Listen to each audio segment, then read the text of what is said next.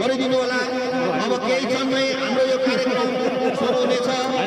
पार्टीका अध्यक्ष आदरणीय कमरेड आरबी राईको प्रवेश जिडिएनएस ग्राउन्डभित्र भइसकेको छ। त्यसैले सम्पूर्ण कमरेडहरूलाई, जति पनि कमरेडहरू कार्यक्रममा आउनु भएको छ, तपाईहरूलाई ग्राउन्ड परिसरभित्र प्रवेश गरिदिने अनुरोध गर्दछौँ।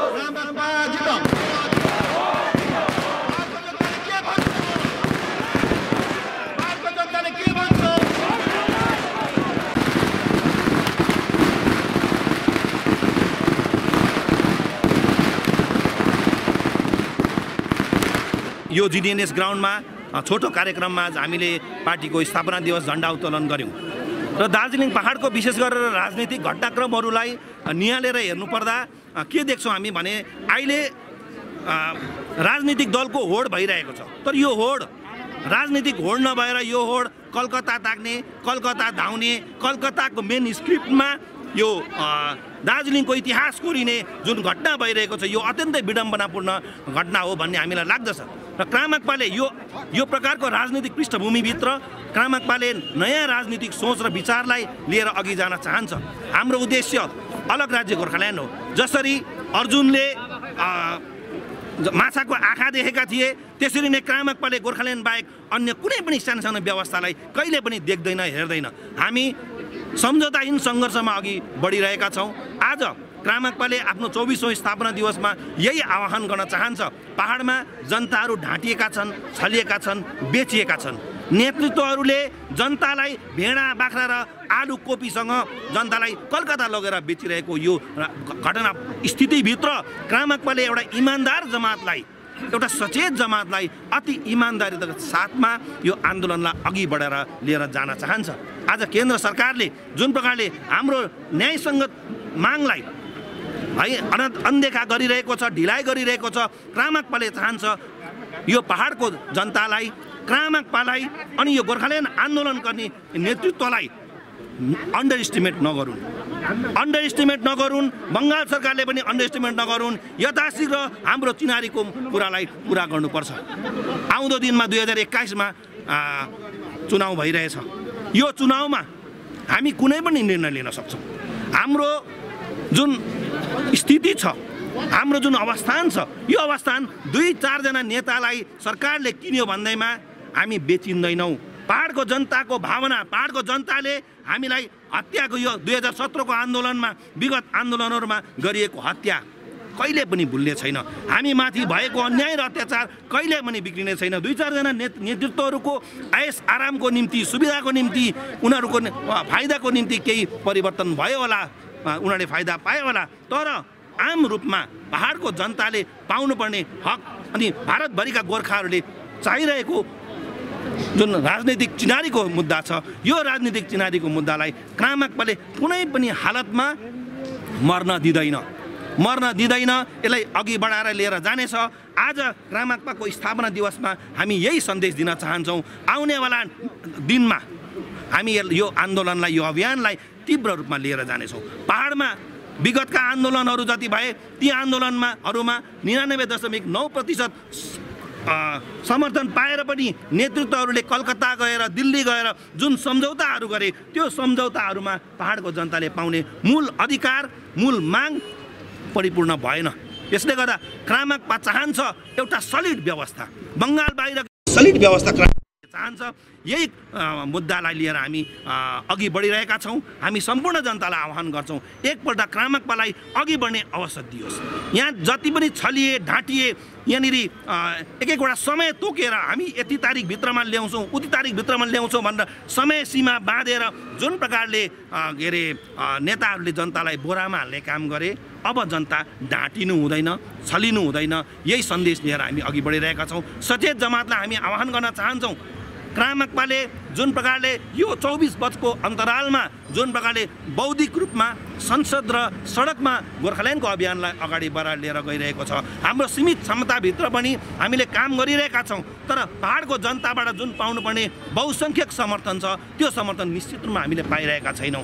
त्यो समर्थन यदि क्रामाक्पाले पाएको खण्डमा क्रामाक्पाका एकजना नेता कमरेड आरबी राई, जसले नेपाली भाषाको मान्यता दिलाए, भाषा मान्यता दिलाउने एकजना वरिष्ठ नेता, एकजना अनुभवी नेता हामी माझमा आज छ। उनले केही उपलब्धि ल्याए, त्यसबाहेक अरू उपलब्धि ल्याउने पहाडका कुनै पनि नेताहरू छैनन्। ल्याए भने जिटिए जस्तो एउटा थोत्रो व्यवस्था, डिजिएची जस्तो एउटा थोत्रो व्यवस्थाहरू मात्र ल्याए, तर हाम्रो चिनारी बोक्ने एउटा व्यवस्था ल्याएन। हाम्रो निम्ति गोर्खाल्यान्डको मार्गमा, चिनारीको मार्गमा एक कदम अघि बढ्ने हाम्रो जुन भाषा छ, भाषा ल्याउने नेता आरबी राई हुन्। उनले संसदमा गए, संसदभित्र जुन प्रकारले लबी गरे, पार्टीका नेताहरूसँग भेटघाट गरे, कुराकानी गरे, त्यो माध्यमले एउटा ठोस संसदीय व्यवस्था ल्याउने कमरेड आरबी राई हुन्। उनको नेतृत्वमा गोर्खाल्यान्डको आन्दोलनले, मागले पनि निष्कर्ष पाउँछ भन्ने कुरामा हामी विश्वास छौँ। यही विश्वासलाई लिएर आज नयाँ उचाइमा पुर्याउनको निम्ति नयाँ सन्देश लिएर क्रामाक्पा अघि आएको छ। आजको यो स्थापना दिवसमा क्रामाक्पा अध्यक्ष कमरेड आरबी राईले यही विषयहरूमा आफ्नो बहुमूल्य वक्तव्यहरू राख्नुहुनेछ। उहाँको आगामी रणनीतिहरू के छन्, हामीले आगामी दिनमा के गर्न गइरहेका छौँ, निरन्तर रूपमा त्यो बारे पनि आज यो सम्मेलन भवनभित्र पार्टी अध्यक्षले राख्नुहुनेछ। केन्द्रीय गृह मन्त्रालयले त्यो दार्जिलिङ विषय लिएर वार्ता बोलाएको छ भन्ने सुनिएको छ। सिपिआरएम पक्षबाट त्यो वार्तामा कसको अंशग्रहण? आजको यो 24औं स्थापना दिवसमा नै हामी निर्णय गर्नेछौँ है। हाम्रो पार्टीका कुन नेतृत्व कसरी जानेछन् हामीले पनि खबर पाएका छौँ है। भारत सरकारले बैठक डाकेको छ भन्ने कुरा र को जान्छन् भन्ने कुरा आजको सम्मेलनभित्रबाट, हाम्रो यो स्थापना दिवसभित्रबाट नै आज हामी घोषणा गर्नेछौँ। यो सिपिआरएमको गठन गोर्खाल्यान्ड माग विषय लिएर भएको हो, यो तपाईँहरूले बार-बार भन्दै हुनुहुन्छ र यो गोर्खाल्यान्ड विषय लिएर तपाईँहरूको यो भावी रणनीति के रहला? अब हेर्नुहोस्, क्रामाक्पाले चाहन्छ संसद र सडक दुईटै जग्गामा हाम्रो आन्दोलन हुनेछ, तर हाम्रो आन्दोलन गणतान्त्रिक, गैर साम्प्रदायिक र शान्तिपूर्ण रूपमा हुनेछ।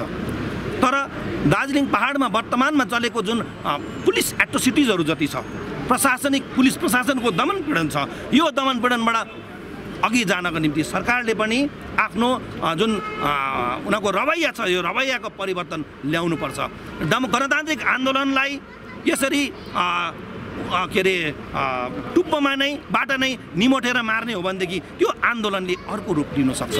अहिलेसम्म त्यो परिदृश्य नै प्रायः हामीले देखिरहेका छौँ। हामी सरकारलाई आह्वान गर्छौँ क्रामक पाले गणतान्त्रिक शान्तिपूर्ण र गैर साम्प्रदायिक रूपमा आन्दोलनलाई अघि लिएर जानेछ अनि हाम्रो आन्दोलन सडक र संसद दुवैतर्फ हुनेछ। यो जम्मैको निम्ति आजको यो भेला क्रामक पाले जम्मा गरेको यो अनुशासित कार्यकर्ताहरूको भेलाले पनि हामी सरकारलाई एउटा मेसेज दिन चाहन्छौँ। बङ्गाल विधानसभा चुनाव अब ज्यादा दिन छैन, यो विधानसभा चुनावमा सिपिआरएमले अंशग्रहण गर्छ कि गर्दैन? निश्चित रूपमा क्रामक पाले विधानसभा चुनावमा अंशग्रहण गर्नेछ, किनभने क्रामक पाले गणतन्त्रलाई विश्वास गर्छ, पार्लियामेन्ट्री डेमोक्रेसीलाई हामी विश्वास गर्छौँ। त्यसले गर्दा हामी चुनावमा अंशग्रहण गर्छौँ। तर चुनावमा गठबन्धन के हुन्छ, हामी कोसँग मिलेर जान्छौँ भन्ने यो निर्णय पार्टीको केन्द्रीय कमिटीले लिन्छ। त्यो निश्चित रूपमा हामी चुनावमा जान्छौँ, यो हाम्रो पार्टीको डिसिसन हो।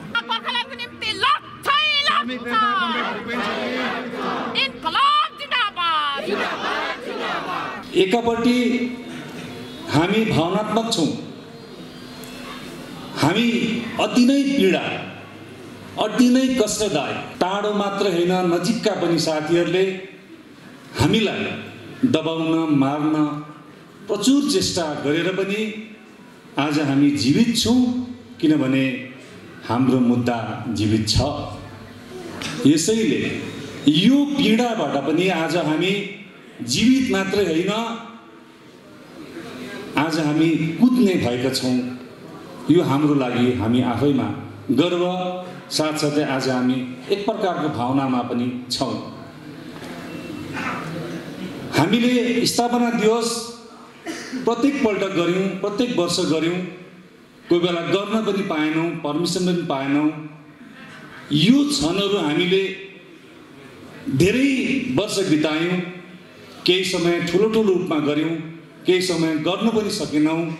तर पार्टीको सिद्धान्त, सही नेतृत्वको कारणले गर्दाखेरि धेरै उतार चढाउ भए तापनि हामी अहिलेसम्म एउटा जग्गामा हामी उभिएका छौँ। सङ्घर्षहीन सम्झौता नै हाम्रो मार्ग हो, जुन मार्गमा आज पनि हामी हिँडिरहेका छौँ अनि हिँडिरहनेछौँ। मेरा पूर्ववक्ता साथी शेखरजीले धेरै राजनीतिक हिसाबमा यो भारतीय गोर्खाहरूले पाएको पीडा मनबाट उचाल्नुभयो हो, त्यो जग्गामा आज हामी छौँ। एकापट्टि हामीलाई सङ्कट छ, अर्कोतिर हाम्रो लागि समाधानको बाटोहरू पनि छ। तर जब हामी समाधानतर्फ जान्छौँ तब हामीलाई सङ्कटले समाउन छोडेको छैन। यो दार्जिलिङको राजनीतिक इतिहासमा अहिलेसम्म भइरहेको छ, जहाँ आज क्रामकपा उभिएको छ। हामीले यो क्रामकपाले आजको दिनसम्म दार्जिलिङमा कसैलाई दुश्मन सम्झेन। वाम गणतान्त्रिक शक्ति, जातीयतावादी शक्ति, जसले आफ्नो जातिको उत्थानको निम्ति केही पनि बोल्छ, केही पनि भन्छ, केही पनि गर्न चाहन्छ, त्यो क्रामकपाको सहयोगी साथी आँखा चिम गरेर क्रामकपाले उसलाई समायो, अङ्गाल्यो, पटक धोका पायो। तर पनि क्रामकपाले अहिलेसम्म साथी खोज्न छोडेको छैन, किनभने यो क्रामकपाको मात्रै दायित्व होइन, यो भारतीय गोर्खाहरूको दायित्व हो। तर यस्तै विडम्बना बीच दार्जिलिङको राजनीति चलिरहेको छ, चल्दैछ। अनि हामी चुप लागेर बस्यौँ भने यसरी नै चलिरहन्छ। यो दायित्व अब हाम्रो बाटो, हिजोसम्म चलेको बाटो अब भोलि कसरी चल्नु पर्ने, यो आजको दिनले पनि केही निर्धारण गर्छ। हाम्रा अति प्रिय अध्यक्षले अन्तिममा सम्बोधन गर्नुहुन्छ। म यहाँ पत्रकार साथीहरू हुनुहुन्छ, मलाई लाग्छ कुनै पनि आन्दोलनको, संविधानको मात्रै होइन, मलाई लाग्छ आन्दोलनको स्तम्भ पनि पत्रकार नै हो। संविधानको चौथो स्तम्भ मात्रै होइन, विश्वमा, भारतमा यो पत्रकारको माध्यमद्वारा अथवा मिडियाको माध्यमद्वारा नै सही आन्दोलनलाई बिगार्ने अनि गलत आन्दोलनलाई पनि सही देखाउने यो भारतमा भइरहेको छ। भनेपछि आज दार्जिलिङमा गोर्खाल्यान्ड माग्ने राजनीतिक दलहरूको मात्रै चुनौती म मान्दिनँ। दार्जिलिङमा गणतान्त्रिक सचेत बुद्धिजीवीहरूको मात्रै चुनौती म मान्दिनँ। दार्जिलिङमा प्रत्येक कलम चलाउने मिडिया हाउसहरू अनि पत्रकारहरूको पनि चुनौती म मान्छु। किनभने यो समस्या आज हामी अलग अलग पेसा अलग अलग समुदायमा भए तापनि अन्तमा गएर ठोकिन्छौँ हामी त्यही समस्यामाथि, जुन समस्या साधारण हामी सबैले भोगिरहेका छौँ। हामी एउटा राजनीतिक दल अराजनीतिक सङ्गठन अराजनीतिक दल जस्तो हामी खुला रूपमा खुला मञ्चमा धेरै कुरो भन्नु सक्दैनौँ, धेरै कुरो गर्नु सक्दैनौँ। अनि हामी झन्डा बोकेर हिँडेको कारणले गर्दाखेरि धेरै मानिसहरू हामीसँग आँखा चिम गरेर साथ आउन चाहँदैन। यसको नीति सिद्धान्त आदर्श, अर्को कुरो राजनीतिक द्वन्द्वसँग पनि धेरै मान्छे टाढा बस्न चाहन्छ। त अराजनीतिक सङ्गठनहरूको पनि त्यतिकै दायित्व रहन्छ। त्यसैले गर्दाखेरि यो राजनीतिक अराजनीतिक सरले हिजो मात्रै पनि भन्नुहुँदै थियो, अझै पनि हामीले प्रयास गर्नुपर्छ भारतभरि बसेका सम्पूर्ण गोर्खाहरूले चलाउने संस्थाहरूलाई लिएर नै हामी चल्नुपर्छ। यो हाम्रो क्रामाकपाको यति उदार एउटा जातीयतामाथि एउटा उदार विचार जति खोल्छौँ त्यति क्रामाकपालाई ठेल्ने शक्तिहरू पनि छ। हामीलाई यहाँ राजनीति गर्नु कठिन भए तापनि हामी सक्षम चाहिँ छौँ। किनभने हाम्रोमा सिद्धान्त, नीति, अनुशासन, इमान्दारिता र भिजन छ। धेरै मानिसले भन्छन् के साह्रो ढिलो हो। ढिलै त हुन्छ जब हामीले समयमा मान्छेलाई हामीले हाम्रो कार्यक्रम बुझाउन सकेनौँ होला, हाम्रो नीति सिद्धान्त बुझाउन सकेन होला, मानिसले हामीलाई अँगाल्नु चाहेन होला, त्यसले गर्दा आन्दोलनको रूपमा ढिलो भयो नि, हुन्छ नि ढिलो। किनभने हाम्रो आन्दोलनमा गणतन्त्र छ। अनि एउटा कुरो अझै यहाँबाट म भन्न चाहन्छु, के गर्यो क्रामाकपाले भन्छ, प्रश्न गर्छ मेरा पूर्ववक्ता साथीले, छोटो तपाईँहरूलाई भन्नुभयो। तर अहिलेको हाम्रो दार्जिलिङ अथवा भारतकै कुरो यदि गर्नु हो भने एकपट्टि सरकारले भन्छ आन्दोलन गणतान्त्रिक हुनुपर्छ, अर्कोतिर फेरि अगणतान्त्रिक आन्दोलनलाई आन्दोलन भन्छ। हाम्रो गणतान्त्रिक आन्दोलनलाई आन्दोलन भन्नै चाहँदैन। मेरा एकदम मिल्ने साथीले पनि के गरेको हौ, आन्दोलन गर न भन्छ। कस्तो आन्दोलन गर्नु? आफ्नै मान्छेलाई मार्नु लाउनु, आफ्नै मान्छेको घर जलाउनु लाउनु, आफ्नै नानीहरूलाई पढ्नु नदिनु, आफ्नै नानीहरूलाई पलायन हुनु दिनु, त्यो कसको लागि गरेको आन्दोलन? हामी त्यो आन्दोलनसँग सहमत छैनौँ। हिजो पनि थिएनौँ, आज पनि छैनौँ, अनि भोलि पनि हुँदैनौँ। त्यो आन्दोलन होइन। त्यो आन्दोलन हो यदि कसैले हो भन्छ भने त्यो आन्दोलन प्रायोजित आन्दोलन हो। जुन आन्दोलन अहिलेसम्म दार्जिलिङमा भयो, चाहे त्यो 80 को दशकमा होस्, चाहे त्यो 2007 को समयको आन्दोलन होस्, त्यो आन्दोलन प्रायोजित भयो। अनि ती नेतृत्वहरू अहिलेसम्म प्रायोजित आन्दोलन नै गरिरहेका छन्। त्यसैले गर्दाखेरि जाति मुक्ति भएन। हामीले जसवन्त सिंहलाई सघायौँ, हामी वामपन्थी, उनीहरू दक्षिणपन्थी। पहिलो त जसवन्त सिंहले पत्याएन। जिमखाना क्लबमा मिटिङ भयो, आरबी सर हुनुहुन्थ्यो। पहिला त जसवन्त सिंहले पत्याउने मिटिङ भयो, क्रामाकपाले समर्थन गर्ने भयो। त्यहाँबाट जसवन्त सिंहलाई फेरि के भयो, कसले के भन्यो, फेरि जसवन्त सिंहले भन्नुभयो म मिस्टर आरबी सरसँग एकपल्ट फेरि बस्छु। फेरि भन्नुभयो, उहाँ आरबी सर फेरि जानुभयो, म पनि साथमा थिएँ, धेरै नेताहरू हुनुहुन्थ्यो। जसवन्त सिंहले आरबी सरलाई भन्नुभयो, मिस्टर राई तपाईँ त लेफ्टिस्ट हो, म राइटिस्ट, कसरी सघाउनुहुन्छ भन्नुभयो। आरबी सरले यति सरल भन्नुभयो, तपाईँको त्यो बिजेपीको झन्डी मैले गोर्खाल्यान्डको नक्सा देखेको छु भन्नुभयो। यो हदसम्म आज हामी गयौँ। एकजना दुईजना मान्छे मात्रै भएको पार्टीलाई पनि हामीले सहयोगी दल भनेर हामीले मान्यौँ। योभन्दा कति नरम हुनु हामी, योभन्दा कति नरम हुनु। म आह्वान गर्न चाहन्छु, आज मलाई कसैले पनि भेट्छ मेरा चिनाजाना साथीहरू तपाईँ राम्रो छ नि कामाक्पा इमान्दार छ आरबी राई हो नि त नेता है कति राम्रो म राम्रो यदि हो भने आरबी राई राम्रो हो भने कामाक्पा राम्रो हो भने कामाक्पाले के राम्रो मागेको छ गोर्खाल्यान्ड त्यसमा कामाक्पालाई बन्दी बनाऊ न त्यसमा के बित्छ र यो खालको स्थिति अहिलेसम्म दार्जिलिङमा राजनीति भनेको दूषित अनि राजनीति कसले गर्छ भन्दाखेरि चाहिँ जो काम नपाएको मान्छेहरू जो केटाकेटीहरू जसलाई आफ्नो इच्छा पुरा गर्नु छ उसले मात्रै राजनीति गर्छ अनि त्यो राजनीति भन्ने यति राम्रो मलाई त हामीलाई त राजनीति सही लाग्छ राजनीति बिना कुनै समस्याको समाधानै छैन नुनको तेलको दाम बढ्नु र घट्नु पेट्रोल डिजलको दाम बढ्नु र घट्नु रोजगार बेरोजगारको समस्यामाथि समाधान गर्नु नगर्नु कुनै पनि विषयमाथिको कानुन यदि बनिन्छ भने त राजनीति नेताले बनाउँछ भने राजनीति कहाँ नराम्रो तर दार्जिलिङको राजनीतिको कारणले गर्दाखेरि धेरै राम्रा मानिसहरू राजनीतिको पर भएर बसिरहेका छन् अब हामी आह्वान गर्छौँ आउनुहोस् हामी सही राजनीति गर्छौँ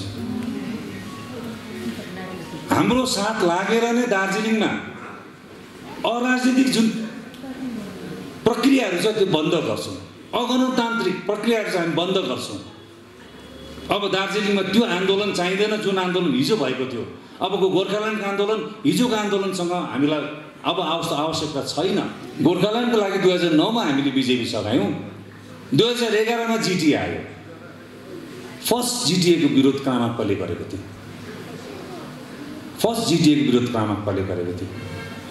मोटामोटी हामी 3 वर्ष फिल्डमा थिएनौँ कामाक्पा हामीले गोजामुख साथीहरूलाई हामीले तपाईँले आन्दोलन गर्नुहुँदैछ हामी रोक्दैनौँ गर्नुहोस् आन्दोलन जब यो जिटिएको कुरा आयो जब गुप्ती पत्रको कुरा आयो हामीले कालिम्पोङमा कार्यक्रम गऱ्यौँ होइन यसको त विरोध गर्नुपर्छ 3 वर्ष बादमा मैदानमा निस्केर कार्यक्रम गर्दा हाम्रो कार्यकर्ताहरू फिल्डमा उतेर पथसभा गर्नु नसक्ने स्थिति भइसकेको थियो त्यस्तो माहौल थियो अब यसको त विरोध गर्नु पर्यो नि कसैले हामीले विरोध गर्नुपर्छ भन्ने हामीलाई भयो हामी निस्केर जब विरोध गर्नु गाडीमा माइक भ्यानमा माइक लगाइरहेका छौँ हामी 5-6 जना कार्यकर्ता छौँ साधारण साथीहरू पछाडि गाडीमा छ भ्यानबाट बाहिर निस्केर अब यसको विरोध गर्छु भन्ने स्थिति थिएन तर पनि हामीले विरोध गर्यौँ हामीले कालिम्पोङदेखि त्यो विरोध लगेर पेदुङसम्म गयौँ पेदुङ जहाँनिर विरोध गर्दै त्यसको माथिल्लोपट्टि गोजामुखको अफिस तर यो जुन सङ्कल्प बोकेको छौँ हामीले गलतलाई गलत भन्ने जुन एउटा हाम्रोमा जुन एउटा राजनीतिक जुन चरित्र छ त्यो छ नि त हामी मूर्ख्याइमा हामीले हाम्रो ज्यान दिनु चाहदैनौँ हामी